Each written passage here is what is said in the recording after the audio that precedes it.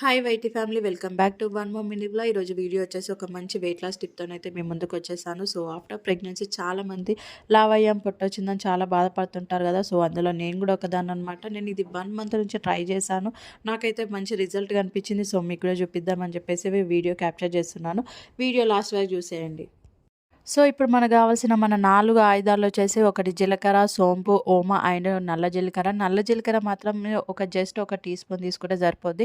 మిగతా అన్నీ same measurements. అంటే నేనైతే ఇక్కడ చూపిస్తున్నాను కదా, 100 గ్రామ్స్ అయితే తీసుకున్నాను 3 కూడా. అండ్ నల్ల జీలకర్ర వచ్చేసి ఒక టేబుల్ స్పూన్ తీసుకున్నాను. అండ్ ఇప్పుడు ప్రాసెస్లోకి వెళ్ళిపోదాం.